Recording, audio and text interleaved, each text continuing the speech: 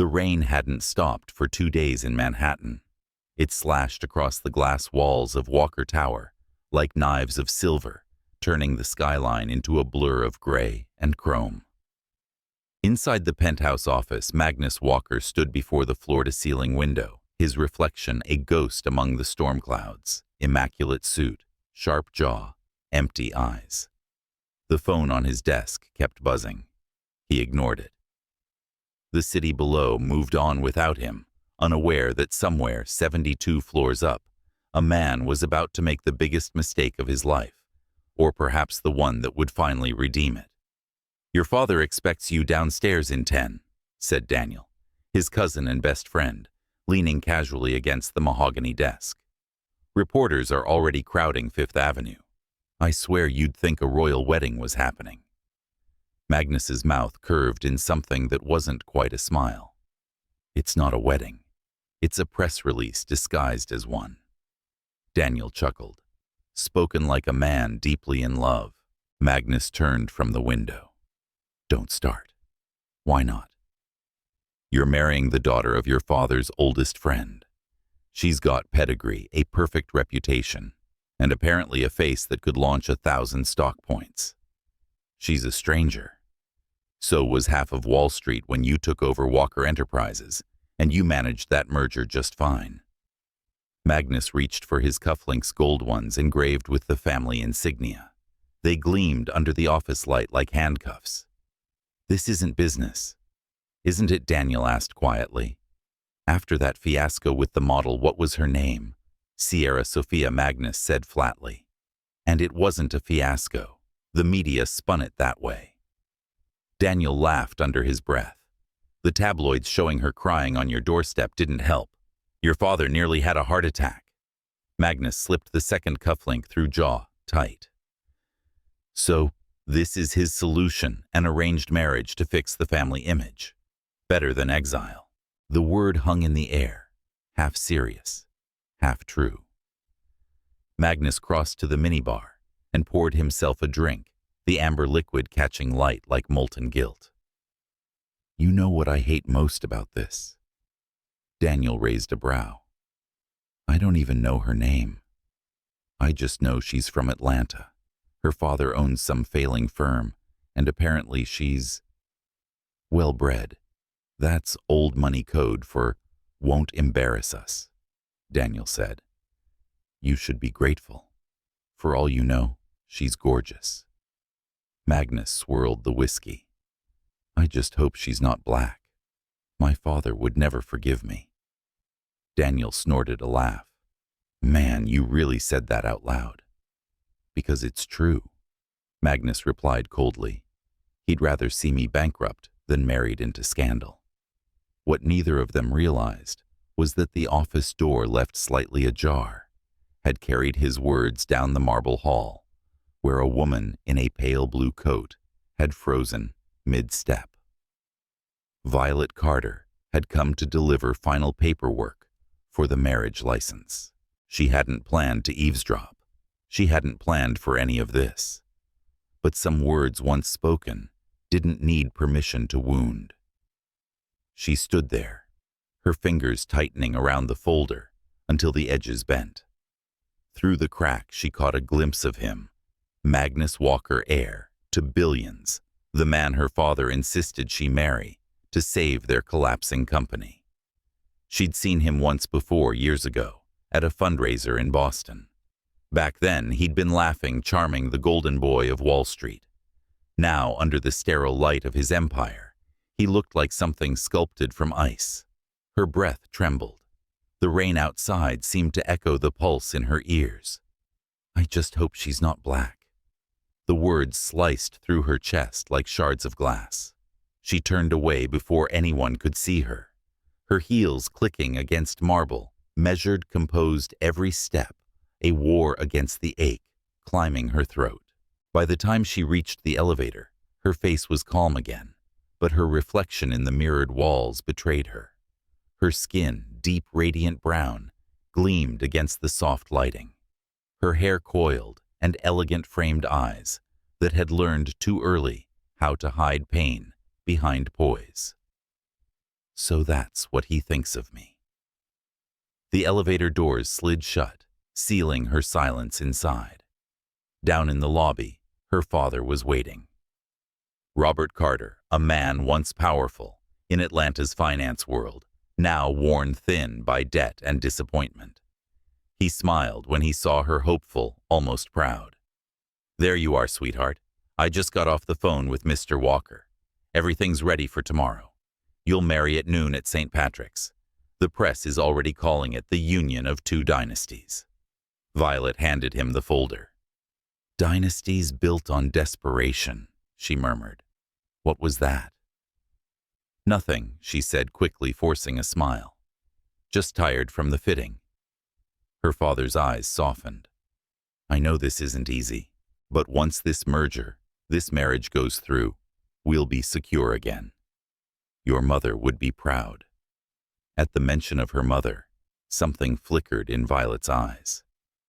Pride, pain. Maybe both. She believed in keeping promises, she whispered. And so do we.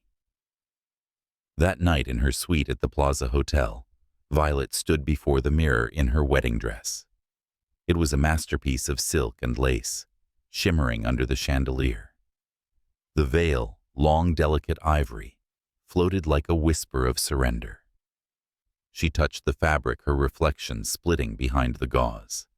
Somewhere beneath the layers of tradition and expectation stood a woman who had spent her life proving she belonged in rooms where people like Magnus Walker thought she didn't. Her phone buzzed a message from her father. "Sleep well, sweetheart. Tomorrow changes everything." She typed back, "Yes, it will." But her eyes were cold as she set the phone down. Because what Magnus Walker didn't know was that she had heard every word, and tomorrow, when he lifted her veil, she'd make him face exactly what he feared. The next morning dawned clear and blinding. The city scrubbed clean by the storm. Cameras lined the cathedral steps. Guests glittered like diamonds under the sun. Magnus arrived in a tailored black suit, his expression the perfect mask of duty. He nodded to the photographers, ignoring their shouted questions. Inside, the choir rehearsed softly, the air thick with roses and anticipation. Violet arrived moments later, escorted by her father. The whispers began, the moment she stepped out of the car, reporters craning to see the bride whose face no one had yet captured. Her veil hid everything but the confident tilt of her chin. As the music swelled, she walked down the aisle. Each step echoed through the vaulted arches, deliberate, defiant. Magnus turned and for the first time saw the woman he'd be bound to for life. Her walk was regal, her movements graceful. When she stopped before him, the priest's voice faded into a distant hum. He could hear only the pounding in his chest. "You may lift the veil," the priest said. Magnus hesitated. Then with practiced ease he reached for the delicate fabric and froze. The world stilled around him. The whispers of the crowd vanished. Time itself seemed to hold its breath. The woman standing before him was breathtaking, her skin glowing against the white of her gown, her eyes dark fire beneath the cathedral light. But it wasn't her beauty that struck him. It was the look she gave him, calm, cutting, knowing. She knew. "Do you take this man to be your lawfully wedded husband?" the priest asked. "I do," Violet said clearly, her voice ringing like glass. "Let's not waste anyone's time." The crowd tittered, unsure whether to laugh or gasp. Magnus, stunned, managed to whisper his own, "I do." When the ceremony ended, applause filled the cathedral. Cameras flashed. Two dynasties had just merged, they said. Two worlds united. But behind the smiles and the glitter, behind the perfect photographs, a storm far more dangerous than Manhattan's had just begun. And as Violet Carter, now Walker, sat silently beside the man who had once hoped she didn't exist. She thought, "You wanted a wife to save your image." Magnus Walker, you just married the woman who will make you confront your soul. The applause still echoed long after the vows had been spoken. But for Nathan Taylor, every clap felt like a slow countdown to something inevitable. The cathedral doors closed behind them, muffling the noise of cameras, and yet the silence that followed was louder than the cheers outside. He stood beside his new wife, Heyla Carter, the woman whose name he'd barely known a week ago, the woman whose face had just dismantled his composure in front of hundreds. He stole a glance at her as they stepped into the waiting limousine. The ivory veil, now folded across her lap, looked fragile against her deep brown skin. She sat with her back straight, eyes fixed on the blur of New York, passing outside the tinted glass. No tremor, no word, not even a sigh. Nathan cleared his throat, trying for civility. That went smoothly. Her gaze didn't shift. For a performance, I'd say it was flawless. He frowned. You make it sound like we were actors. We were. Her voice was soft, but it hit like glass breaking, and the world applauded. Nathan leaned back against the leather seat. The driver's eyes met his in the rearview mirror before darting away again, pretending not to hear. They rode in silence down Fifth Avenue, through streets still glittering with leftover confetti.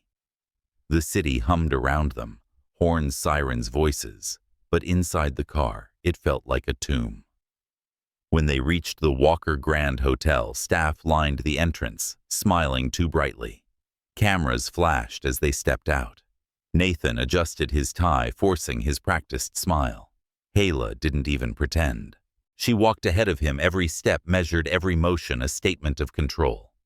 In the elevator, he finally said, "You don't have to look so miserable. It's done. We can at least try to make peace." Peace, she repeated. The word tasted foreign. You'd have to respect someone first to make peace with them. He turned to face her. "Excuse me." But she was already stepping out as the elevator doors opened onto the penthouse suite, their honeymoon suite. The space was breathtaking, a panoramic view of the skyline, champagne on ice, white roses everywhere. It looked like paradise, if paradise came with golden cages. Heyla walked straight to the bedroom, unclasping her earrings. "You'll take the room across the hall. I prefer to sleep alone." Nathan followed, incredulous. "You're serious? I don't joke about boundaries, Mr. Taylor." The formal Mr. Taylor stung more than he expected. "I see marriage didn't make you any less stubborn. It didn't make you any more honorable either." She turned, finally meeting his eyes. For the first time, he saw it, not anger, but restraint, the kind that comes from years of swallowing things that should have been screamed. "Look," he began, the defensiveness creeping in. "I don't know what you think you heard." "Oh, I heard perfectly." Her voice cut through his excuse like a blade. "You just hoped I wasn't black. I suppose you're disappointed now." The air between them froze. Nathan's mouth opened, then closed again. "You heard that?" "Yes," she said simply. "Every word." He stared at her, searching for something to anchor, to some way to explain the unexplainable. It was a stupid comment. "I didn't mean it the way it sounded." She laughed once, short, disbelieving. How many ways could it sound? Nathan felt the weight of the room pressing in. "You don't know the kind of pressure I was under. My father raised you to believe that money could bleach the world clean," she interrupted, "or that your reputation mattered more than who you were." Her tone wasn't angry anymore.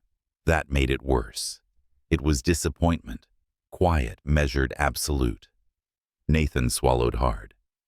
"You have no idea what my life has been." "No," she said, "but I know what it feels like to walk into a room and see the judgment before anyone speaks." She took a step closer, close enough for him to smell the faint scent of jasmine in her hair. So save your justifications. I didn't agree to this marriage for you. I did it for my father, for his company. But don't think for a second that I'm here to make you comfortable. He wanted to argue, but her eyes made it impossible. They weren't cruel. They were tired. Without another word, Heyla disappeared into the bedroom and shut the door. The lock clicked, like the final note of a song he hadn't wanted to hear. Nathan stood there for a long time, staring at the closed door, listening to the muffled sound of her moving around the room. He felt something unfamiliar stir in his chest. Not guilt exactly, but the shadow of it. A mirror held up too close. Hours passed before he finally loosened his tie and sank onto the couch. The champagne on the table was still cold. He poured himself a glass, but couldn't bring himself to drink it. Outside, the city pulsed with neon life. Inside the suite felt like the loneliest place on earth. He didn't know when he fell asleep, but when he woke, the morning light was cutting through the blinds, and the bedroom door remained firmly shut. By the time they arrived at his family's estate in Long Island, later that morning, the press had already labeled them America's most powerful couple. The Walker-Taylor merger had officially gone from business deal to fairy tale headline. The mansion looked like something out of a magazine, 3 stories of marble glass and money. Nathan's mother, elegant in cream silk, greeted them at the door with a camera-ready smile. "Nathan, darling, and this must be Heyla. Welcome to the family." Heyla's expression softened politely. "Thank you, Mrs. Taylor. Your home is beautiful." His mother beamed. "Please call me Victoria. I've heard so much about you. Oxford, Princeton architecture philanthropy, you've been busy. Trying to make myself useful," Heyla said with a small smile. Nathan watched the exchange in silence, feeling strangely off balance.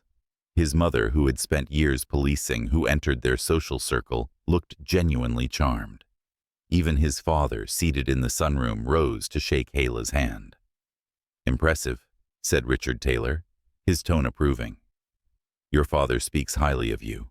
I think this alliance will do wonders for both our families." "Alliance," Heyla repeated softly. "That's an interesting word for marriage." Nathan's father chuckled, missing the bite in her tone. "In business, everything is an alliance, my dear." During brunch, the table glittered with silverware and politeness. Heyla handled each question with grace, every answer measured. She talked about her work designing affordable housing and her passion for creating spaces that restore dignity. Victoria Taylor leaned in, clearly enchanted. "You must tell me more about that. Richard's company has a foundation we could use fresh ideas." "I'd be happy to," Heyla said. Her voice was calm, but her eyes flicked once toward Nathan, cool and unyielding. After the meal, his grandmother asked to meet them. Eleanor Taylor was nearly 90, her voice raspy but sharp. She sat in an armchair by the window, wrapped in a wool shawl, watching them like a hawk. "Come closer," she said, and when Heyla knelt beside her, the old woman's gaze softened. "You speak French, don't you?" "Yes, ma'am." Eleanor smiled faintly. "So did my husband. He said it was the language of truth disguised as art." Heyla chuckled softly. "Then I'll have to be careful with my words." For the first time that day, Nathan saw something genuine pass between 2 people in his family. When they left the room, Eleanor called after him. "Treat her well, Nathan. She's got fire in her." He didn't answer. That night, after the family dinner and the endless toasts, Nathan and Heyla returned to the guest wing of the estate. The house had quieted, leaving only the distant sound of the ocean through the open balcony doors. Heyla stood at the vanity, removing her earrings one by one. The lamplight gilded her skin, her reflection steady, unreadable. Nathan leaned against the doorway. "They like you." Good, she said simply. You made quite an impression on my grandmother. That's not easy. She's a remarkable woman. He hesitated. You were remarkable today, too. She met his gaze in the mirror. Flattery won't erase what you said. I'm not trying to erase it, he said quietly. I'm trying to understand how to live with it. She turned to face him, and for the first time her expression softened, just slightly. Then start by not pretending you're the only one uncomfortable. Her tone wasn't cruel anymore. It was almost weary. And somehow that honesty cut deeper than her anger. Nathan nodded slowly. Fair enough. When she disappeared into her room, he didn't follow. He simply stood there listening to the click of her door, the echo of her words looping in his mind.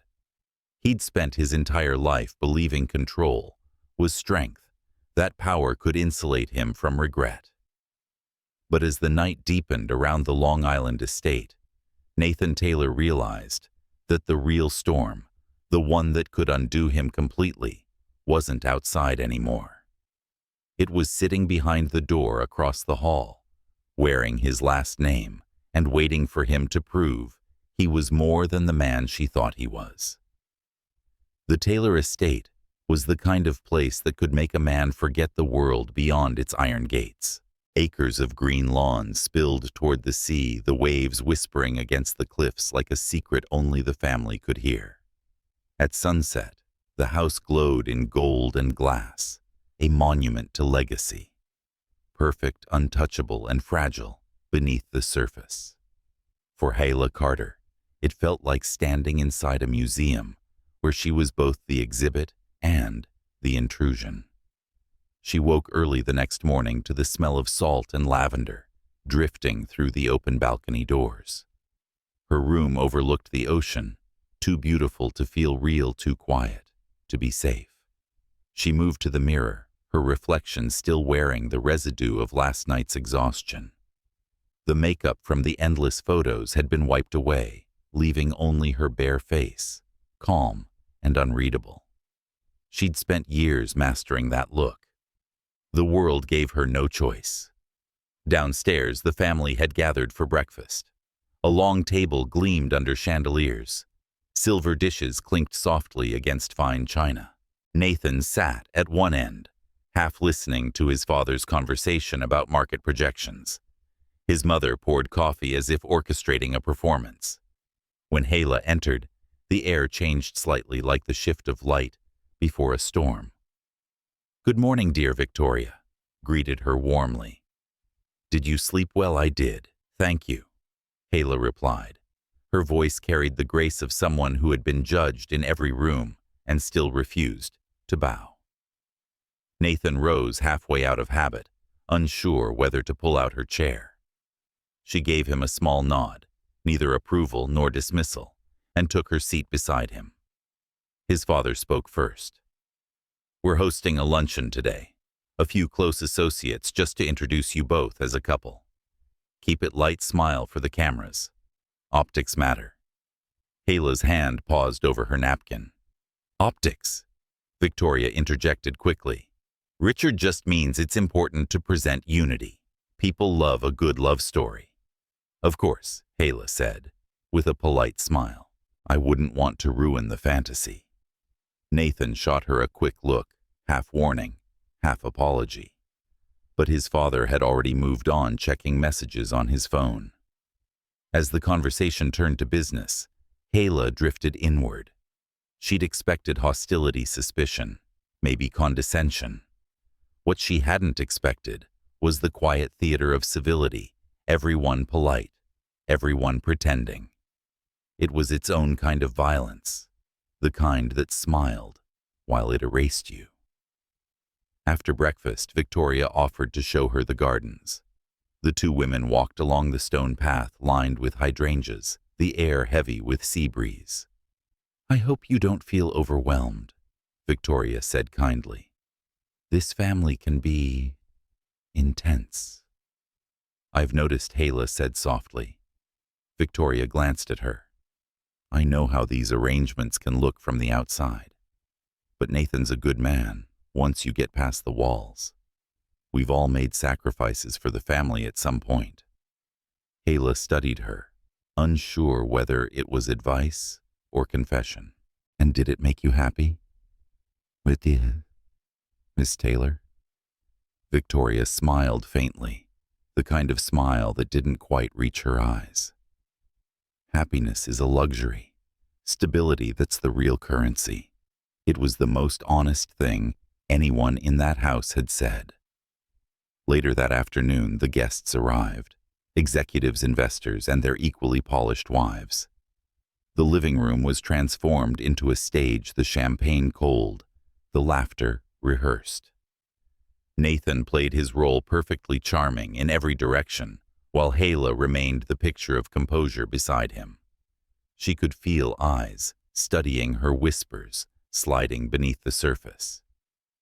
She's beautiful. Unexpected choice. Did you see her skin? My God, the contrast. The words weren't said aloud, but she heard them anyway. At one point, an older woman approached her with a smile too sweet to be sincere. Heyla. Dear, what an exotic name. Where's it from? Heyla tilted her head slightly. Atlanta. The woman blinked. Oh, how lovely. Nathan caught the exchange from across the room, and for a moment their eyes met. He gave her a look that almost said, I'm sorry. But he didn't move. He didn't correct the woman. He just turned back to his conversation with a venture capitalist from Boston. The day dragged on, the laughter sharper now, the air thick with perfume and pretense. When the last guest finally left, Heyla walked out onto the terrace overlooking the sea. The sky was deep blue streaked with orange light. She breathed in the salt air and felt something loosen in her chest, a kind of private rebellion. Nathan found her there, an hour later. He'd removed his jacket sleeves rolled, looking less like the arrogant heir she'd married, and more like a man uncertain of how to exist in his own life. You handled them well, he said quietly. Handled? She repeated, her gaze still fixed on the horizon. Like I'm a crisis to be managed. That's not what I meant. She turned to face him. Isn't it? You stood there listening to them dissect me like a stock report. Not a word from you. His jaw tightened. You think I didn't notice? You think I don't hear what they say? Then why the silence, Nathan? Because in this world, he said, voice low, if I fight every whisper, I lose the war before it starts. She took a step closer. Then maybe the war's worth losing. The ocean wind caught her hair, lifting it slightly. The moment stretched between them, fragile and electric. Nathan broke it first. You shouldn't have to fight it alone. I'm not fighting, she said. I'm surviving. He wanted to say more, to tell her that he'd never met anyone who could make him feel so small and so awake at the same time. But the words stayed locked behind his teeth. Instead, he just nodded, and she walked past him back into the house of glass. That night, as the estate slept, Nathan wandered into his father's office. The shelves were lined with family portraits, smiling faces framed in mahogany, all pale perfect and powerful. And now, somewhere in that curated history, there would be a photograph of Heyla beside him. He wondered how long it would take for someone to try to replace it. His father was there, sipping bourbon by the fire. Couldn't sleep. Nathan shook his head. Just thinking. Richard motioned toward the chair across from him. You've done well today. You made a good impression. Did we? Nathan asked quietly. His father's eyes narrowed. You're questioning this already. I'm not questioning the deal. I'm questioning the cost.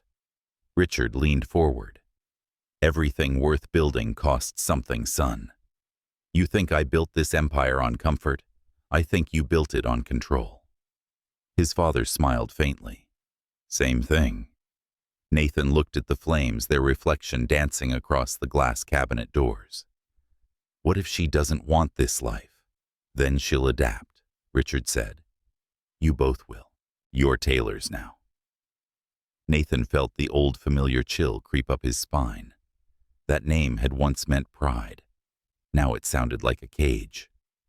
When he returned to the guest wing, Heyla's light was still on. Through the partially open door, he saw her sitting at the desk sketching something, a building maybe. Her expression was peaceful, focused, utterly her own. He stood there for a moment watching, realizing that everything about her seemed to exist in defiance of the world he knew. The floor creaked. She looked up. Couldn't sleep either, she asked, not startled. No. He lingered in the doorway. What are you working on? A design for a community housing project.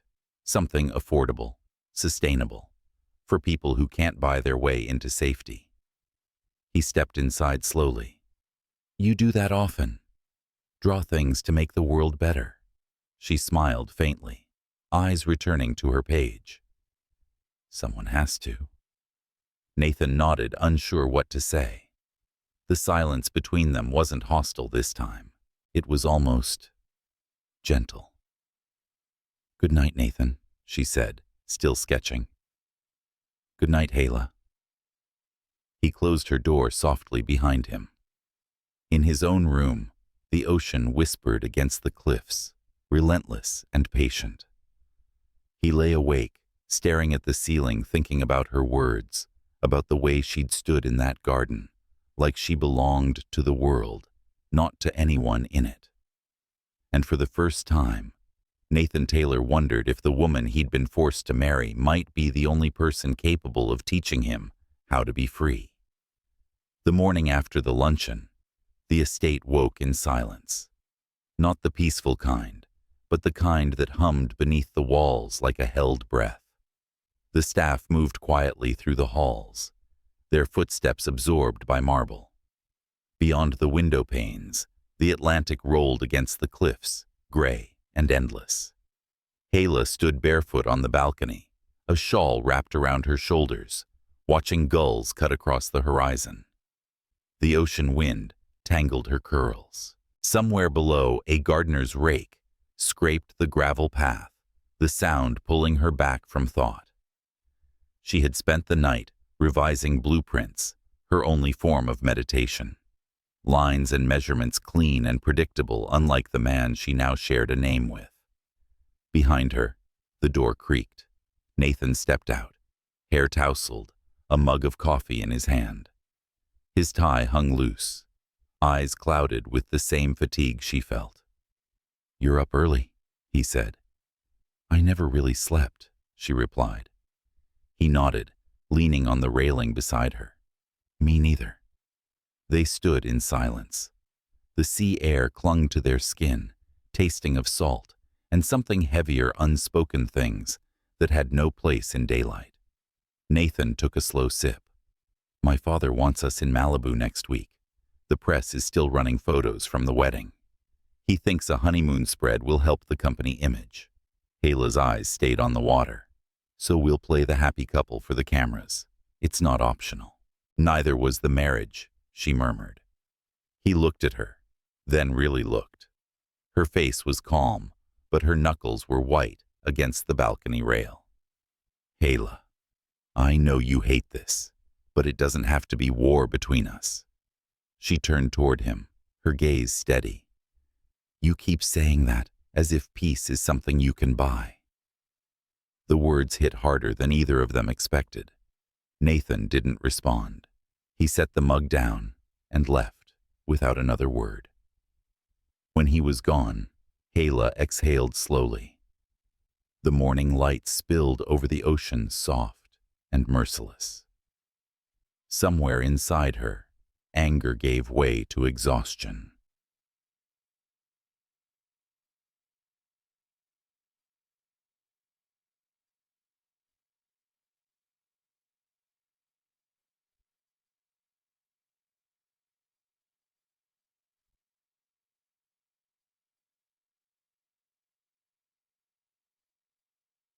Malibu smelled like new beginnings, sunlight, salt, and lies, dressed up as luxury.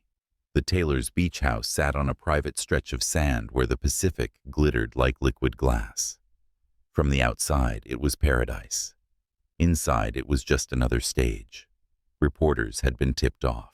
By the time Nathan and Heyla arrived, drones hovered above the driveway, and a handful of paparazzi lingered near the gate. Nathan muttered something under his breath, his hand hovering near the small of her back, but never touching. She stepped out of the car first, the hem of her linen dress catching the breeze. The flashes began instantly, shutters clicking like hail on glass. Heyla smiled, perfect and distant, while Nathan slipped into his well-practiced charm. They waved once for the cameras before disappearing inside. When the door closed, Heyla dropped the smile like a heavy coat. "You really think this helps optics?" he said flatly. That word again. She shook her head, walking toward the balcony overlooking the beach. "You've built an entire life on what things look like. Have you ever cared what they feel like?" He wanted to tell her yes, but honesty stuck in his throat. "Feelings don't build companies." "No," she said softly. "But they build people." The waves thundered against the shore below. Nathan followed her out the distance between them, marked not by feet, but by everything unspoken. They spent the next days avoiding each other out of necessity. Mornings belonged to her barefoot on the sand sketching plans for her housing project. Afternoons belonged to him, conference calls, investor briefings, polite laughter echoing through the house. Evenings were a truce of silence, two ghosts orbiting the same beautiful prison. But fate, or maybe just the unpredictability of human decency, has a way of interrupting silence. It happened on the third day. The sky had turned the color of pewter, the wind sharper than usual. Heyla had taken her sketchbook down to the beach, sitting near the rocks, as the tide crept closer. She was sketching roof angles, lost in thought, when a scream broke through the air. Down the shoreline, a little girl, no more than 6, was caught knee-deep in the surf, her small frame tossed by the waves. Her mother was too far to reach her in time. Heyla didn't hesitate. She dropped the sketchbook and ran. The water was cold, pulling hard at her legs, but she fought her way forward, shouting to the girl over the roar. "Hold on, I've got you!" A wave slammed against them, salt burning her throat, but she caught the child's arm and pulled hard until they both stumbled back onto wet sand. The girl clung to her, sobbing, trembling from shock. Heyla wrapped her in her own shawl, murmuring softly, her voice steady even as her heart pounded. By the time Nathan reached the beach, she was already walking the girl back to her mother, barefoot, drenched, fearless. Cameras flashed again from the distance. Someone had caught it all. Later, as she stood in the living room wrapped in a towel, hair dripping onto the marble floor, Nathan handed her a mug of tea. "You could have drowned," he said quietly. She looked up at him, but she didn't. He hesitated. "That was brave." She smiled faintly. It was human. Something shifted between them. Then, not forgiveness, but awareness. The kind that lingers even when you try to ignore it. That evening they ate dinner together for the first time since the wedding. The table between them seemed smaller somehow. He watched her speak about her work, her voice alive with conviction. "Cities don't fail because people stop dreaming," she said. "They fail because we stop listening to the ones who never had the power to speak." Nathan found himself listening, really listening. "You design housing projects for low-income families." "Yes, I was working with a firm in Detroit before." She trailed off, glancing at him. "Before this?" He nodded. "And you love it?" "I do." She smiled softer now. "Designing spaces that make people feel seen. It's what I was meant to do." He leaned back, studying her. "You know my company invests in urban renewal. We could. She shook her head. No. Don't offer me pity wrapped in partnership. It's not pity, he said. It's interest. Maybe respect. Her eyes softened, cautious, but curious. Then prove it. How? Listen. It was such a simple word, but it felt like a door cracking open. The days that followed blurred into something quieter. They walked the beach, sometimes not talking, just existing near each other. He began to see the world through her eyes, the workers cleaning the resort, the children playing barefoot near the docks, the unspoken distance between wealth and survival. One afternoon, he found her sketchbook on the table. He flipped it open, careful not to smudge the graphite. Each page was a world lines of compassion, disguised as architecture. On one page, he saw something that stopped him, a drawing of a house by the sea. Two figures stood on the balcony, watching the horizon. They weren't touching, but their shadows met across the floor. He closed the book gently. That night, as the sun bled into the ocean, Nathan poured 2 glasses of wine and found her on the deck. She looked at him with raised eyebrows. No press, he said. Just a truce. She accepted the glass, a fragile one. I'll take it. They sat side by side, the sunset, painting the world in gold. The air was softer now, the silence no longer sharp. For the first time, Nathan didn't feel the need to defend himself, to fill the gaps with control. After a long while, Heyla spoke. You're not the man I thought you were. Is that good or bad? I haven't decided. He smiled faintly. Fair. The last light of day dipped beneath the horizon. Somewhere in the distance, the ocean sighed, as if the world itself was exhaling. In that fragile twilight, neither of them noticed how close they'd begun to lean, or how their reflections in the glass door looked less like two strangers, and more like a beginning, trying to find its way. For the first time since the vows, the distance between them didn't feel infinite. It felt like something that could, if they were both careful enough, be crossed. The morning light in Malibu had a strange way of making everything look softer than it really was. The ocean shimmered like it was trying to forget the night before, and the glass walls of the Taylor Beach house reflected a marriage that, for the first time, didn't look like a transaction. Heyla woke to the sound of waves and the faint rustle of pages. Nathan was sitting at the small breakfast table near the balcony, barefoot, a newspaper folded in half, beside a cup of black coffee. His tie was gone, his sleeves rolled. It was the first time she had seen him look like someone ordinary, someone real. Morning, he said without looking up. Morning, she replied, tying her robe tighter as she crossed the room. You're up early. He gave a half smile. You mean I didn't sleep? The market never does. She reached for the coffee pot, poured herself a cup, and sat across from him. The air between them was easier now, not comfortable, but less sharp. Your rescue on the beach made the front page, Nathan said, tapping the folded newspaper. They called you the fearless Mrs. Taylor. Heyla blinked. You sound surprised. Not surprised, he said. Just impressed. She looked at him over the rim of her mug. Careful, Nathan. Compliments sound dangerous coming from you. He laughed quietly. Maybe I'm learning. For a moment, it almost felt like they were two normal people sharing coffee on a normal morning. But the illusion broke as soon as his phone buzzed. The name flashing across the screen, Victor West, tightened the air. Nathan hesitated before answering. Victor. Yeah.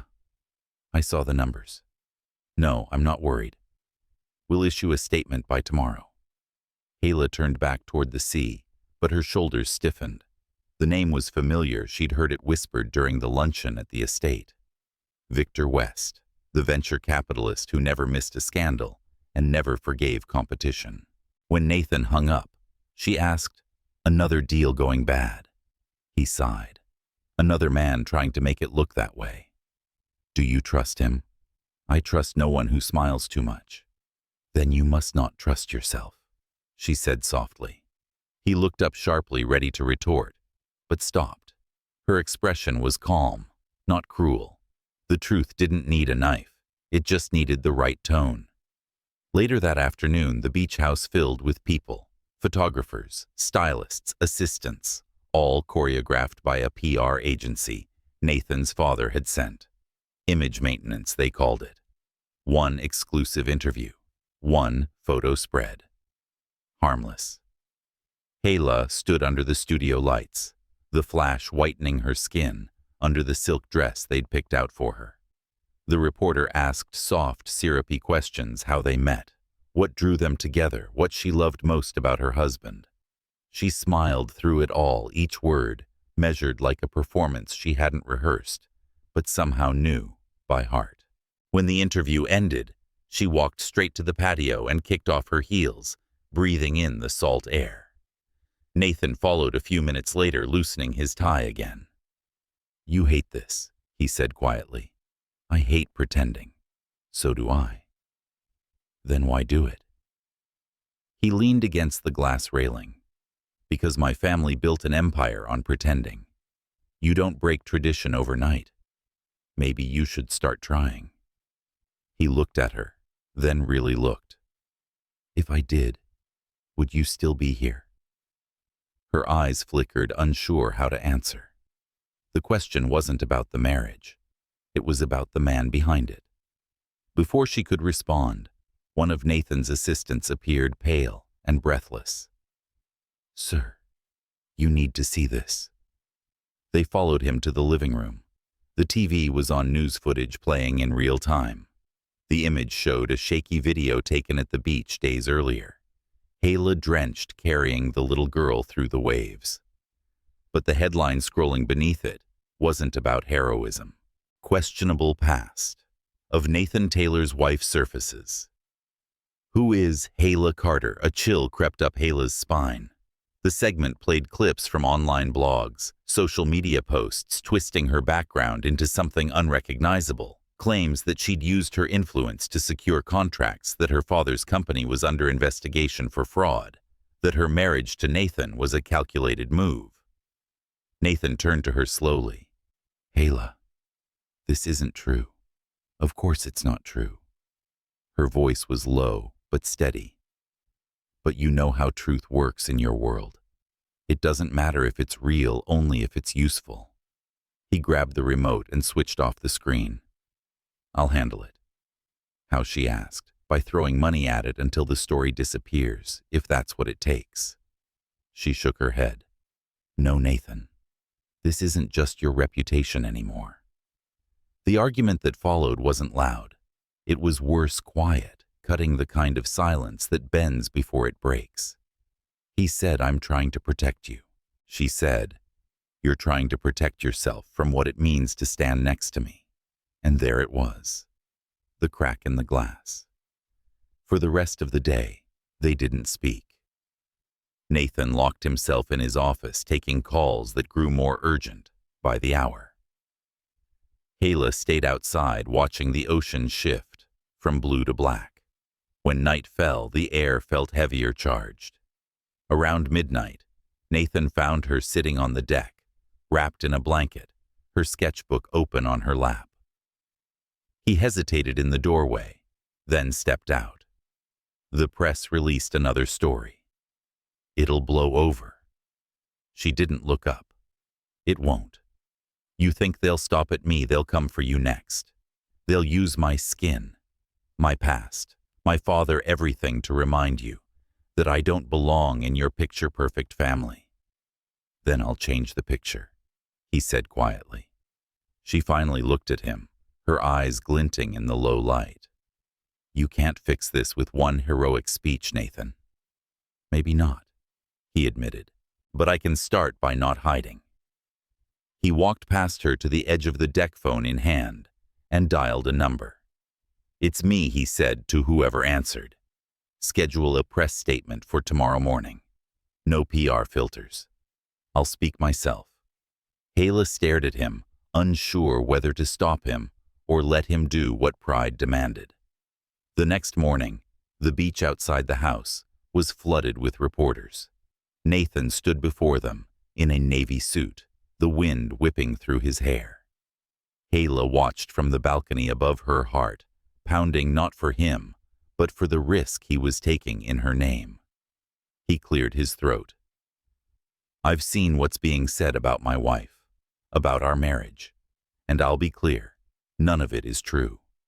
The only scandal here is that a woman with integrity, talent, and courage can still be judged for the color of her skin or the family she came from.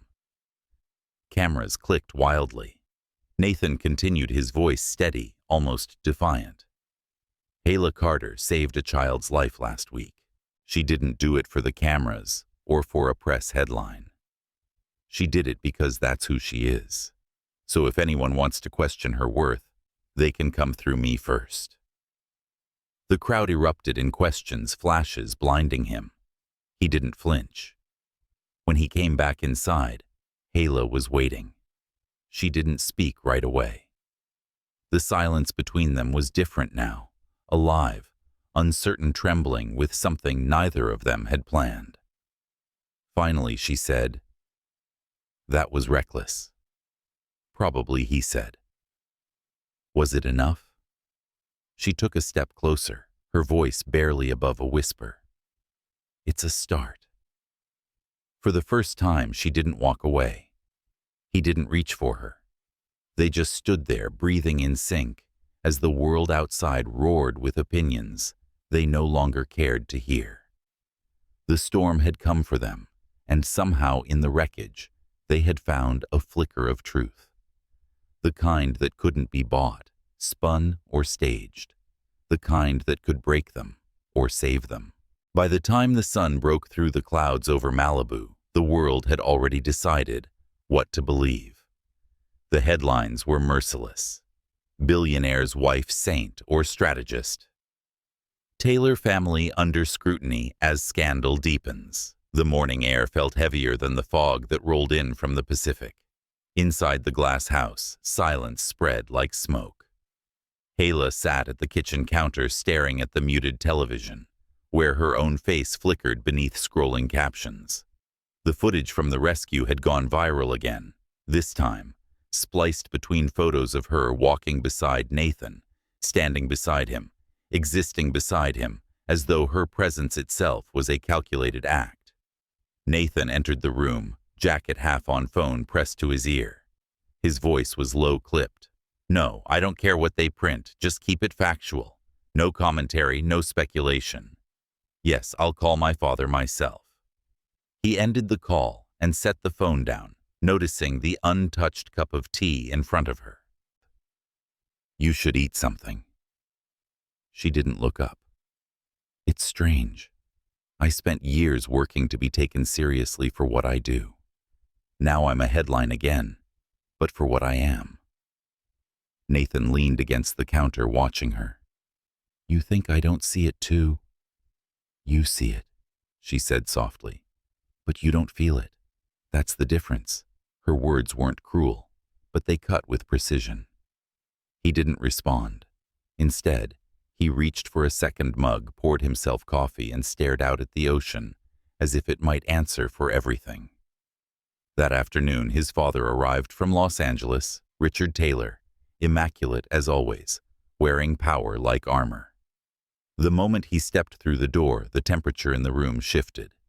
"Nathan," he said in greeting, his tone devoid of warmth. "We need to talk. Privately." Heyla stood. "If this concerns me, I'd rather stay." Richard turned to her, his smile polite but firm. "Everything my son does concerns you now, Mrs. Taylor. But this conversation concerns the company." Nathan stepped forward. "Whatever you have to say it to both of us." For a long moment, father and son stared at each other. It was the kind of silence that came from years of obedience cracking open. Finally, Richard sighed, as if humoring a child. "Fine." The board is restless. Investors are pulling back. The press conference made you look emotional. Weak. I told the truth, Nathan said. You exposed us, Richard countered. You gave the vultures blood. They don't care about truth, they care about spectacle. Heyla crossed her arms. Maybe the truth was overdue. Richard turned his gaze to her.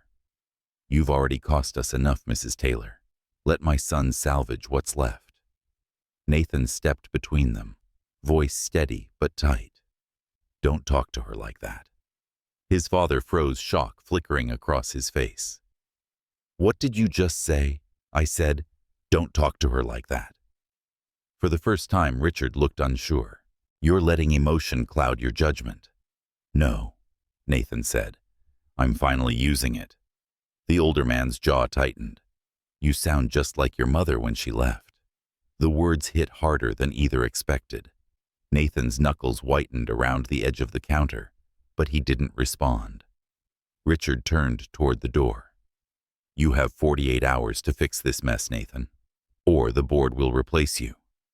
When the door shut, the silence returned thicker, darker alive. Heyla spoke first. You didn't have to do that. Yes, I did. He's your father. He's a man who confuses power with purpose. She studied him carefully. And what do you confuse? He met her gaze. Regret with redemption. For the first time, she saw something break behind his eyes. Not arrogance, not pride, but the quiet, unspoken grief of a man realizing how much of himself he'd given away, just to be seen. That night, Nathan disappeared into his office again. The house, once echoing with the hum of control, felt like a haunted place. Heyla walked through its halls barefoot, listening to the hum of the ocean through the walls.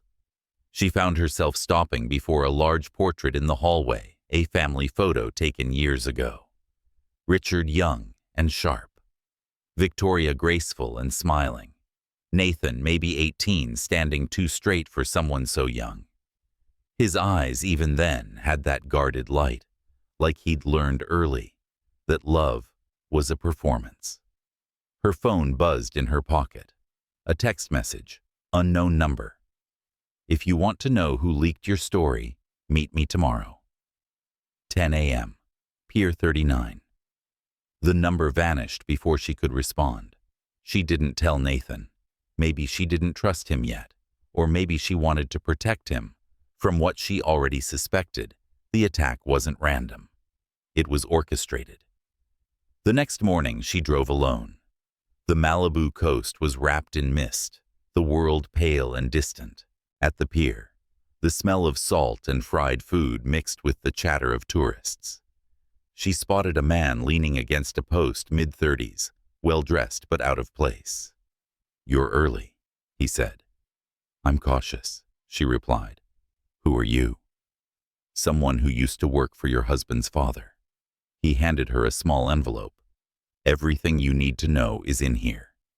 They wanted to control you, discredit you, if you didn't play along. The leak came from inside the company. Heyla's stomach tightened. Who? He hesitated. You already know. When she opened the envelope, a single name stared back at her. Tariq Bennett, Nathan's cousin. By the time she returned to the house, Nathan was pacing the living room, phone pressed to his ear again. No, I don't care who authorized it. Find out who fed that to the press. He hung up when he saw her. Where were you? I went for a drive. Alone, I needed air, she said, holding his gaze. And answers. She handed him the envelope. He opened it slowly, scanning the single page. His expression hardened. Tariq. Of course. Why would he do it? Because my father told him to keep an eye on me. He's loyal to the wrong man. He sank onto the couch, rubbing his temples. God, he must have leaked your father's financials too. That's how they spun the fraud angle. Heyla sat beside him, the weight of revelation pressing down. Then it's not just about us. It's about control. Your father's using this to remind you who owns your story. Nathan looked up, something fierce in his voice now. Not anymore. That night he called a meeting with the board. No cameras, no press, just family and power in its rawest form. Heyla sat quietly in the corner of the vast conference room, her presence alone enough to draw whispers. Richard began with the same polished authority he always carried. We're here because the company's reputation has been compromised. I propose we issue a statement distancing ourselves from the incident and from any personal involvement that might. No, Nathan interrupted. His voice wasn't loud, but it carried weight. We're not pretending anymore. The board members shifted uncomfortably. Nathan. I said no, he repeated. My wife isn't the problem. This company's culture is. You think we can buy morality the same way we buy assets. You think reputation is the same as integrity. It's not. Richard's eyes narrowed. You're digging your own grave, maybe Nathan said. But at least I'll recognize the man standing in it. Gasps rippled across the room. Richard stood slowly, his voice cold. You're fired. Nathan didn't flinch. Then I'll start my own firm. You'll walk away from everything your family built. He turned to Heyla. Maybe I'll build something new with someone who knows what it means to stand when the world tries to knock you down. For a long moment, no one spoke. Then Nathan took Heyla's hand and led her out of the room. Cameras flashed from the hallway reporters, shouting questions, but neither of them stopped. Outside, the night air felt like freedom, sharp, alive, and uncertain. The ocean roared in the distance, and for the first time, Nathan didn't look back at the glass house on the hill. He looked at Heyla instead. She met his gaze, steady and strong. The war had begun, not between them, but for them. And for once, neither of them was running. Rain came down over Los Angeles, like ash from a dying fire. The kind that muffled everything, sound, thought, time.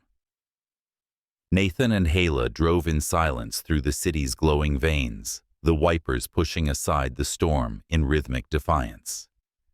He hadn't spoken much since walking out of the boardroom, since leaving behind his father's empire, with nothing but his name and a storm in his chest. Heyla watched the blur of lights outside her reflection, faint in the window, half peace, half disbelief. She hadn't meant for any of this to happen, but she also knew that truth always demands a price. Freedom, she thought, was rarely beautiful when you first earn it. Nathan parked the car in front of a modest building downtown, far from the manicured world of the Taylors. The sign on the door still read, "For lease." He stepped out, rain hitting his shoulders like applause and punishment. "This is it," he said simply. Heyla followed him, umbrella in hand. "It's empty. Not for long." He unlocked the door, revealing a raw, echoing space. Bare floors, exposed, beams, windows, fogged from the rain. It smelled like dust and beginnings. He turned to her with something like a grin, small, tired, but real. Taylor Innovations ended today. Tomorrow Carter and Taylor begins. She blinked, surprised. "You're serious?" "Completely." He walked toward the windows, his shoes splashing in puddles of light from the street outside. "You were right. If I want to build something that means anything, it can't be built on the ruins of my father's shadow. I want this to be ours, equal partners." She studied him, uncertain whether to believe the man who once lived behind masks and mirrors. "You're offering me a company, Nathan. I'm offering you respect," he said quietly, "and a future where we don't have to ask permission to be who we are." Her eyes softened. "You sound like someone I could almost trust. Almost." "Let's see how the first quarter goes," she said, smiling just enough to make him exhale. They worked through the night, He handled the calls, the legal filings, the network of silent allies, still loyal to him. She drew designs on tracing paper spread across the concrete floor plans for sustainable housing, low-cost construction models, urban renewal strategies that could actually change lives. At one point, Nathan stopped to watch her. Her hair had come loose, her hands smudged with pencil and ink. She was beautiful, in a way that had nothing to do with perfection. "You know," he said softly, "you don't belong in my world." She looked up, arching an eyebrow. "And yet, here we are, starting one together." He smiled faintly. "Exactly." Outside, the storm raged on. Inside, something new took root. Days blurred into weeks. Carter and Taylor took shape slowly, defiantly. Their mission was simple but radical: to design spaces that prioritized people over profit. Investors were cautious, some skeptical, some intrigued by Nathan's sudden transformation from privileged heir to self-made idealist. Heyla's ideas gave the venture credibility. Her name, once tarnished by gossip, was now whispered in meetings as the secret weapon behind the company's quiet rise. But the world they had left behind hadn't forgotten them. One morning, as Nathan reviewed proposals in his new office, his assistant knocked. "There's someone here to see you. He says it's important." Nathan looked up, and his jaw tightened. Tariq. His cousin stepped inside, dripping arrogance and apology in equal measure. "You've been hard to reach, man. I thought maybe you'd changed your number, or your principles." Nathan rose from his chair, calm but cold. "What do you want to fix things? Look, I made mistakes, but your father made me do it. He said the leak was just business damage control. You ruined her name, Tariq. You sold us both out." Tariq spread his hands helplessly. "And now I'm trying to make it right. Richard's been meeting with Victor West again. They're planning to undermine your new company. He's using your own patents to cut you out before you even get started." Heyla, who had been listening from the doorway, stepped forward. "How do we know you're not lying again?" Tariq met her gaze. "Because I'm already out. He fired me last week, said I'd lost my usefulness." He handed Nathan a flash drive. "Everything's on here: emails, meeting notes, contracts. Proof that your father's breaking federal trade laws to bury you." Nathan took it but didn't thank him. "If you're telling the truth, then you've just declared war on him." Tariq gave a tired laugh. "I think you did that first." He left without another word. For a moment, silence settled over the room, thick as static. Then Heyla said quietly, "What will you do?" Nathan looked out the window, watching traffic crawl below. "What I should have done years ago. Fight back with facts, not fury." Over the next few days, they built their case. Heyla poured through the documents, cross-referencing contracts and tracing shell accounts tied to Richard Taylor's corporate network. The more they uncovered, the uglier it became: illegal partnerships, falsified reports offshore, transactions buried under foundations of philanthropy. Late one night, when the office was lit only by computer screens and rain streaks against the windows, Nathan finally leaned back, exhausted. "It's all here," he said. "Everything he's done.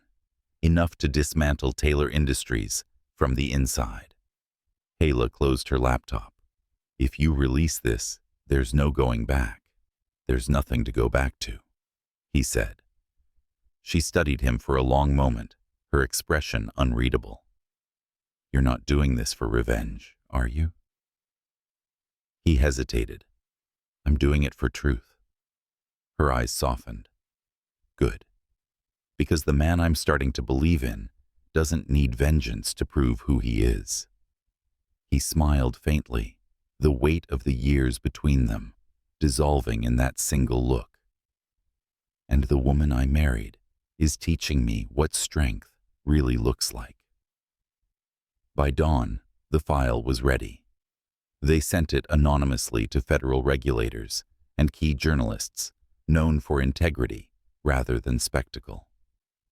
The next morning, the headlines changed tone. Whistleblower exposes corruption at Taylor Industries. Richard Taylor, under investigation for financial misconduct. For the first time, the story wasn't about them, it was about the truth. Nathan's phone rang all day. Calls from lawyers, board members, and finally his mother. Her voice trembled through the receiver. "What have you done? What had to be done?" he said quietly. She was silent for a long time. Then she whispered, "You sound like her." "Like who, your mother?" she said, and the line went dead. That night, Nathan drove to the ocean. The beach was empty. The sky stretched in bruised shades of blue and gray. He stood there for a long time, the wind clawing at his coat. For years, he had believed legacy was something inherited. Now he understood it was something chosen. Heyla found him there an hour later, her footsteps soft in the sand. "You disappeared," she said. "I needed to see the horizon," he replied.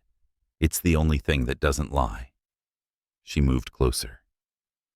"You did something impossible today." "So did you," he said. "You believed in me." For a while they stood together, the waves whispering against the shore. Then Heyla reached into her pocket and handed him a small key. "I rented something," she said. "A space, for our first build." He turned the key over in his hand, the metal catching the faint light. "Where South Central," she said. "Where the city forgets to look. Where people actually need what we can build." He smiled. "You always think about the world." She looked at him. "Someone has to, while men like your father try to own it." They began walking along the water, their shadows stretching together across the sand. Neither of them said the word love, but it lived quietly in the air, between them, unspoken, undeniable, a heartbeat waiting to be claimed. The future ahead of them wasn't perfect. It was raw and unpaved, uncertain and fragile. But for the first time, it belonged entirely to them. And in a city built on illusions that was the rarest kind of power of all. The first build site wasn't glamorous. It sat on the edge of South Central Los Angeles, behind a row of faded warehouses and rusted fences. The ground smelled like oil and rain, and a tangle of weeds crawled up the cracked concrete. But when Heyla stood there that morning, hard hat in hand, she saw something else, a map of what could be. Children watched from across the street as construction trucks rumbled in, men shouting measurements, cranes swinging steel beams into place. A journalist might have called it urban renewal. Heyla called it redemption. Nathan joined her, his dress shoes already covered in dust. "Not exactly the Taylor Tower view," he said, half smiling. She handed him a pair of gloves. "Then you're overdressed." He slipped them on without protest. "So this is where it starts." "No," she said. "This is where it changes." By noon, the sun hung high, burning the smog into a silver haze. The site buzzed with motion architects, local volunteers, a handful of community leaders who had once doubted her. Now they followed her blueprint, her vision for affordable, sustainable homes, powered by solar grids and designed for dignity, not charity. Nathan watched her move through the chaos, directing teams, checking plans, crouching beside a little boy who wanted to see the foundation marks. She laughed with him, showing how the chalk lines would become walls. He'd never seen her look more alive. When she came over, wiping sweat from her brow, he said, "You're building more than a neighborhood." "I'm building proof," she replied, "that a woman like me can change the shape of a city, and that a man like you can help without needing to own it." He smiled faintly, a quiet kind of pride lighting his eyes. I'm starting to like the sound of that. But the calm couldn't last. It never did. 2 weeks later, the story broke. The whistleblower documents had triggered a full federal probe. Taylor Industries was collapsing under the weight of its secrets. Stock prices plummeted. Richard Taylor was subpoenaed for testimony. Nathan read the headlines from his office in stunned silence. Former CEO accused of fraud, insider trading, and corporate espionage. His phone rang non-stop. Reporters, lawyers, old friends, suddenly afraid to be associated. He turned it off and stared at the blank wall across from him. When Heyla entered, she found him like that, hands clasped, motionless, eyes distant. "You saw it," she said softly. He nodded. "He's going to prison." She hesitated. "You knew it would come to this." "I knew," he whispered. "I just didn't think it would feel like this." She walked to him, resting a hand on the back of his chair. "Guilt doesn't make you responsible for his choices, doesn't it?" His voice cracked. "Every deal I made, every step I took to earn his approval, it was part of the same machine. I may not have built it, but I fueled it." She knelt beside him. "Then stop trying to undo it by breaking yourself. You burned the past down, Nathan. Now, help me build what comes after." For a long time, he didn't move. Then he looked at her, the woman who'd once been the center of a scandal, now the center of his gravity. "You make it sound easy." "It's not," she said, "but it's real." The next day, they held a small press conference at the construction site. Reporters gathered under the newly erected framework cameras, flashing against unfinished steel. Nathan addressed them first, his voice measured, grounded. The truth about Taylor Industries needed to come out. Accountability is not the end, it's the beginning. My father built an empire on control. I'm choosing transparency. Our new company stands for rebuilding trust from the ground up. Then Heyla took the microphone. The wind caught her hair, sunlight glinting off the hard hat in her hand. "Cities don't fail because people stop caring," she said. "They fail because the powerful stop listening. Carter and Taylor isn't about saving anyone. It's about partnership. Every home we build here belongs to the families who live in them. That's the difference." When the conference ended, the applause wasn't loud, but it was honest. And that was enough. That evening, they drove back to their apartment downtown. The city lights blurred through the windshield like a pulse. Nathan's hand rested on the steering wheel, his other on the small scar at his wrist, a childhood injury from the first time his father taught him to stand tall. The irony wasn't lost on him. Inside the apartment, Heyla poured wine while he loosened his tie. The air was quiet, humming with exhaustion, and something heavier, unspoken emotion. "You did well today," she said. "So did you." They stood near the window, the city stretching beneath them. She turned to him. "Do you think he'll call?" "My father?" Nathan shook his head. "No, he's too proud. He'll die before he apologizes. Then maybe that's what pride really is. Loneliness dressed as armor." He looked at her, his throat tightening. "You've thought about this a lot." "I've lived it," she said softly. "In different colors." He reached out, brushing a strand of hair from her face. "You saved me, Heyla. Not just from him, from myself." She didn't pull away. "You did that when you chose to see me." Something fragile passed between them then, like the stillness before lightning strikes. Their eyes met, and for the first time since the arranged wedding that had begun in cruelty and distance, there was no wall left standing. He kissed her. It wasn't rushed or hungry. It was quiet, reverent. The kind of kiss that speaks in apologies and promises all at once. When they finally parted, the sound of the city filled the silence again, the low hum of traffic, the whisper of rain returning against the glass. She leaned her forehead against his. "You know this doesn't fix everything. I don't want everything fixed," he murmured. "I just want it honest."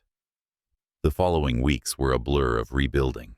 News of Richard Taylor's trial dominated national coverage. Nathan was summoned to testify, not as an accused, but as a key witness. It was the hardest thing he'd ever done, walking into that courtroom facing the man who had taught him everything about power and nothing about love. Heyla was there every day, sitting quietly in the back row, her presence a steady pulse in the chaos.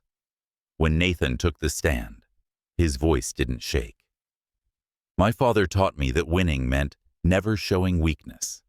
But I've learned that strength comes from owning what you've broken and choosing to repair it." The courtroom was silent when he finished. His father refused to look at him. Outside, as cameras flashed and reporters shouted questions, Heyla reached for his hand. For once, he didn't hide it. That night, they returned to the build site. The first row of homes was nearly complete, wood frames becoming walls, skeletons becoming futures. Floodlights cast a warm glow over everything. Workers lingered, laughing, sharing food from paper plates. A little girl ran up to Heyla, the same one from the beach months ago. "My mama says we're getting one of these houses," she said proudly. "She says you're like a hero." Heyla smiled, kneeling down. "No, sweetheart. I just drew the plan. Your mama's the one who's going to make it a home." When the girl ran off, Nathan came to stand beside her. "You realize she's going to tell that story for the rest of her life." "Then I hope she tells it right," Heyla said. "That it took a village, not a savior." The night deepened. Someone turned on music, a soft jazz tune carried by the wind. Nathan took her hand and without a word pulled her into a slow dance under the floodlights. Their shadows moved across the half-built homes, swaying in rhythm with the city's pulse.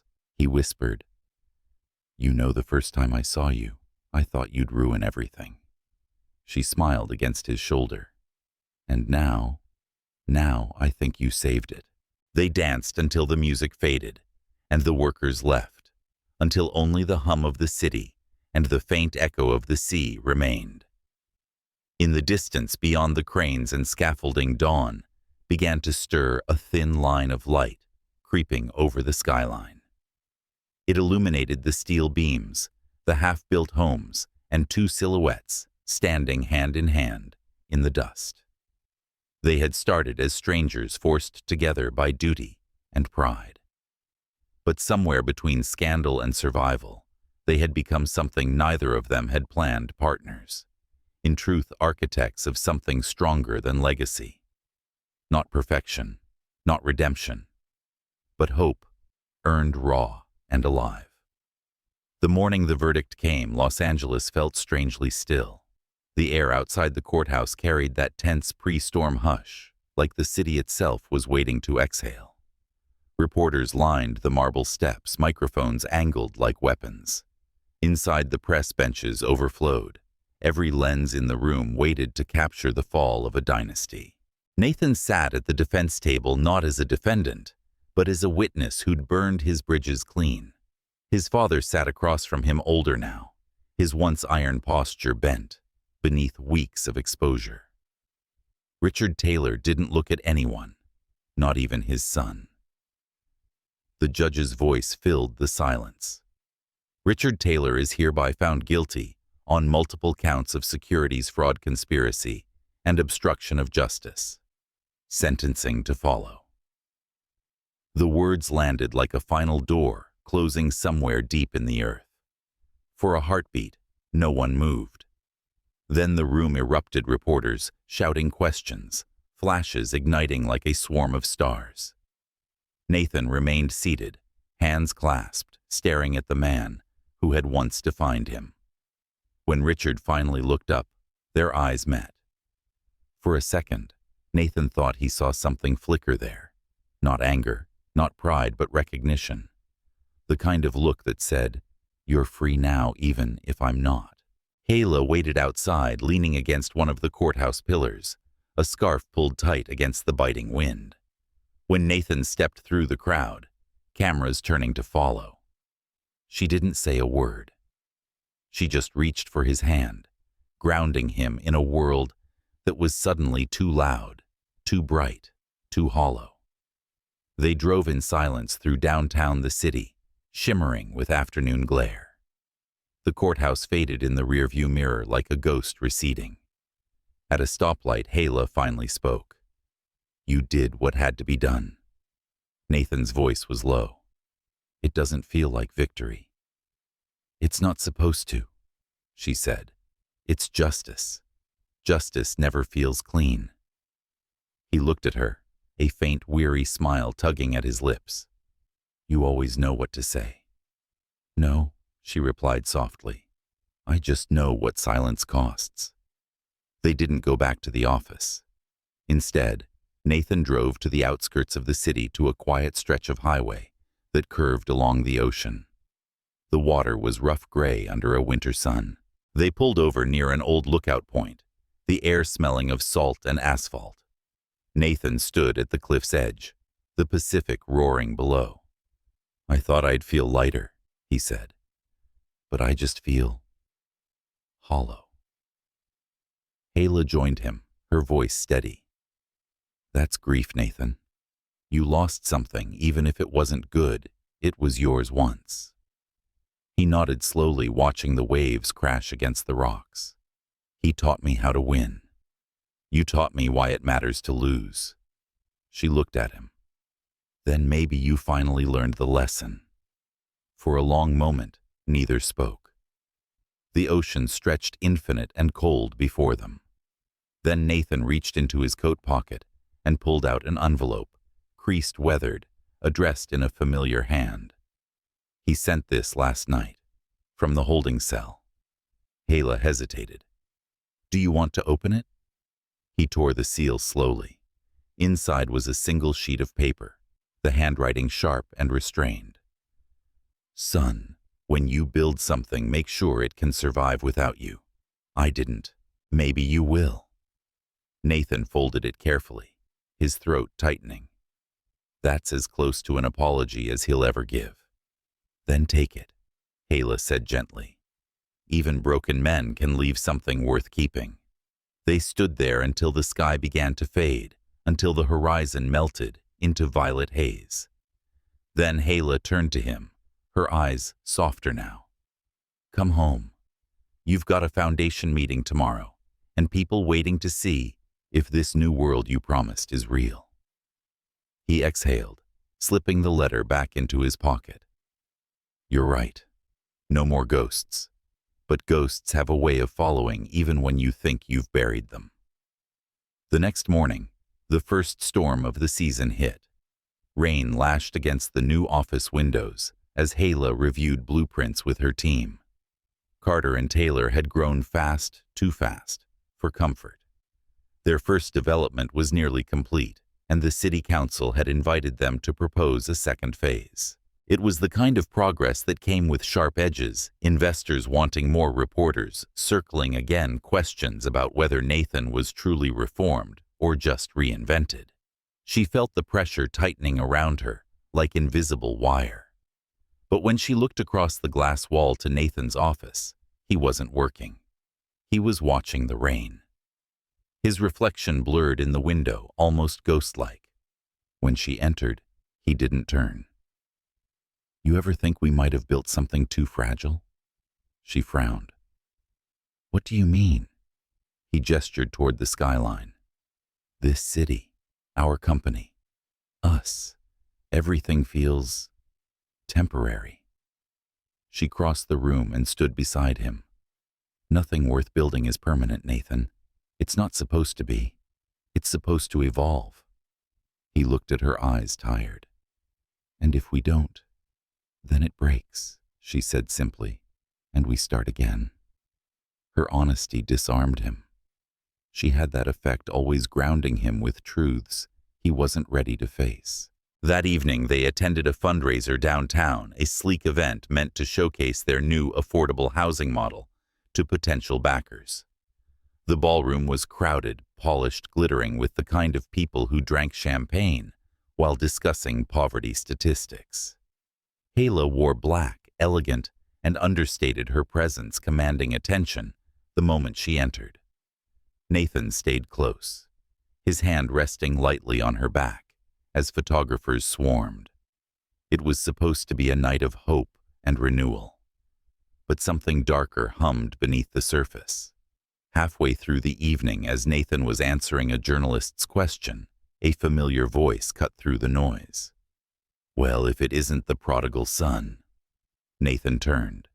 Standing near the bar was Victor West, the man who had once whispered in his father's ear, who had profited off every deal that had brought the empire down. His smile was thin and venomous. "Congratulations, Nathan. You've finally become what your father never could, a symbol." Nathan's jaw clenched. "What do you want, Victor?" "Oh, nothing," he said, swirling his drink. "Just a reminder that you can change your name, your company, even your wife, but you can't change where you come from. People don't forget. Investors don't forgive." Heyla stepped forward, her tone cold. "Then maybe it's time they learn." Victor looked at her, amusement flickering in his eyes. "You really think the world will follow a man who burned down his own family to marry a woman the tabloids called a fraud?" The air went still. Cameras weren't far away. Nathan's hand tightened at his side. Heyla met Victor's gaze without flinching. "No," she said, "but they might follow a woman who's never had to buy her courage." The words hung between them, sharp as glass. Victor's smirk faded. He set his drink down and walked away. Nathan turned to her, his voice low. "You didn't have to do that." "Yes," she said, "I did, because he's not your father, and you're not that man anymore." Later, when the event ended and the last guests filtered out, Nathan and Heyla stayed behind in the empty ballroom. The lights dimmed, leaving only the glow from the city beyond the tall windows. He exhaled slowly. "Every time I think the past is done, it finds another way back." Heyla moved closer. "Maybe it's not coming back, Nathan. Maybe it's asking to be faced." He turned toward her, then the distance between them shrinking until the noise of the city faded into a hum. "And what if I'm still learning how?" She reached up, touching his cheek lightly. "Then we'll learn together." Outside, thunder rolled across the horizon, rain streaking down the glass, like a curtain between what was and what would be. Somewhere in that storm, a future waited, uncertain, imperfect, but theirs. And as Nathan pulled her close, the lightning flashed once, illuminating two figures standing against the storm, not as victims of their history, but as authors of what came next. The city woke to light, breaking through storm clouds, the kind of dawn that felt like a promise whispered after too many sleepless nights. The rain had washed Los Angeles clean, leaving the skyline sharp and new against a pale gold horizon. From the rooftop of their downtown office, Heyla Carter watched it unfold, her hands wrapped around a cup of coffee, gone cold. Below her, the first finished homes of their South Central project stood proud beneath the morning sun, walls painted bright, windows reflecting 1,000 untold stories. Behind her, the sound of footsteps. Nathan appeared in the doorway. Sleeves rolled up, tie, forgotten hair still damp from the shower. For a moment he didn't speak. He just looked at her, the woman who had once been a stranger in a world of marble and glass. Now the anchor that held him steady in a life rebuilt from ash. "Hard to believe we're finally here," he said quietly. Heyla smiled faintly. "Here feels different, depending on where you start." He came to stand beside her, following her gaze to the construction site below. Workers were already gathering, children chasing each other across the new pavement, laughter echoing up like music. "We did it," he said almost to himself. "We built something that lasts." She turned to him, her voice soft but certain. "No, Nathan. They built it. We just gave them the ground to stand on." He nodded slowly. "You're right. But for the first time, I don't need to be the one standing higher." They fell into quiet again, the kind that felt earned, not empty. The world had changed since that courtroom verdict. Richard Taylor was serving his sentence in a federal facility up north. No interviews, no appeals. The empire he built had fractured. But from its ruins, something unexpected had grown: a new generation of builders, activists, architects, and investors who wanted to use power differently. Some credited Nathan for starting it. He always said it began with Heyla. Later that day, they returned to the site for the final inspection before opening. The air smelled like paint and possibility. Reporters were already gathering outside the gate, cameras ready, microphones poised. But for once, the press didn't make Nathan tense. He'd stopped performing. Inside one of the newly completed homes, Heyla ran her fingertips across the smooth walls. "Do you ever think," she asked, "about how strange it is that this all began because two people were forced into something they never wanted?" Nathan leaned against the doorway, watching her. "Every day. And I think maybe that's what makes it work." "How so?" "Because everything real starts with resistance. Fire needs friction. Love needs truth." She looked at him for a long time. "You really have changed." He smiled, a quiet, weathered smile. "You make it sound like I was worth the effort." "You were," she said simply. Outside, a group of children were running through sprinklers, shrieking with laughter, as their parents watched from porches, still smelling of fresh timber. One of the women spotted Heyla and waved her over. "We wanted to thank you," she said, "for giving us a home." Heyla shook her head, smiling. "You built this home with your own hands. I just believed it could happen." The woman nodded, eyes bright. "Belief is what we were missing." The ceremony began at sunset. Rows of folding chairs faced a small stage draped in white linen. Local officials spoke first, then community leaders, each thanking Carter and Taylor for the project that had transformed an abandoned lot into a living neighborhood. When it was Nathan's turn to speak, he didn't bring notes. "I used to think legacy meant keeping my family name at the top of buildings," he began, voice carrying over the crowd. "Now I understand legacy is what you build in other people's lives. These homes, this place is proof that power can be used to repair instead of destroy. I owe that lesson to someone who refused to let me hide behind privilege." He turned toward Heyla, and for a moment, the crowd seemed to fade. "She taught me that truth isn't always loud, it's consistent. That strength isn't about dominance, it's about compassion. And that love isn't a prize you earn, it's a choice you keep making." Applause swelled, honest and warm. When it was Heyla's turn, she stepped up, her presence commanding and effortless. "This project isn't the end of something," she said. "It's the beginning of a question. What kind of world do we want to leave behind? One built on fear, or one built on care? Because every brick here carries a story. Every window reflects not wealth, but worth. And worth doesn't belong to a last name or a bank account. It belongs to everyone willing to stand up and build." Her voice broke slightly on the last word.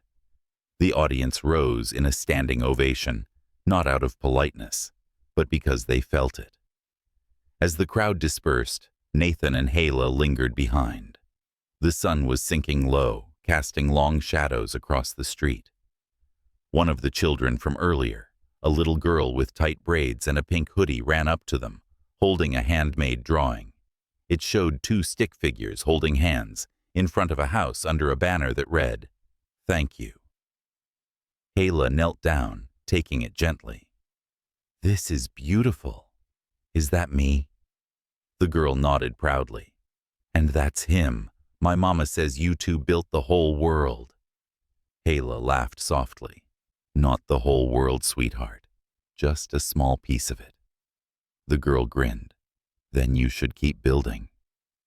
When she ran off, Nathan looked at the drawing in Heyla's hands. "Out of the mouths of babes. Maybe she's right."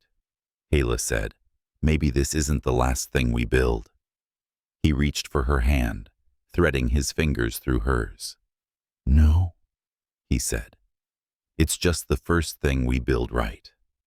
They walked together through the finished neighborhood as dusk settled. Lights flickered on in every window, warm gold human. From somewhere nearby, someone played a saxophone, its sound curling into the night like a soft prayer. Nathan stopped and turned to her. "Do you ever wonder," he asked quietly, "if we would have found each other without the chaos, without the lies, the power plays, the war between families?" Heyla smiled faintly. "No, because we were both too busy hiding from who we were. Sometimes the universe has to break things to get your attention." He looked at her, the fading sunlight catching in her eyes. "Then I'm glad it broke me." For a long moment, the world seemed to hold its breath, the kind of stillness that doesn't ask for words, just presence, just truth. Then slowly the sounds returned. Laughter music, the hum of streetlights coming alive, life continuing. They reached the edge of the block where a sign stood waiting to be unveiled. Together, they pulled away the covering. Carter and Taylor Foundation for Renewal, underneath, smaller letters, read, "Built by the people for the people." Heyla traced the carved words with her fingers. "Looks good, doesn't it?" Nathan nodded. "It looks earned." As night settled over Los Angeles, the lights of the new community glowed like stars across the city's rough skin, tiny constellations of hope stitched into the fabric of what once was forgotten. From a distance, the sound of laughter rose again, mingling with the hum of traffic and the low rhythm of ocean waves somewhere beyond the horizon. Nathan turned to Heyla one last time, his voice low, almost reverent. "You said once that happiness is a luxury. Maybe it still is. But this," he gestured toward the lights, the people, the life they'd created. "This feels like grace." Heyla's hand found his. "Grace is what you earn when you stop pretending you deserve it." They stood together under the growing dark, framed by the glow of what they had built, not a monument, but a beginning. And as the wind swept through the streets carrying laughter and music, and the pulse of renewal, it whispered something the city hadn't heard in a long time. Healing. And for everyone watching, for everyone who's ever believed they were too broken to start again, remember this: love doesn't fix the past. It rebuilds the future one choice at a time.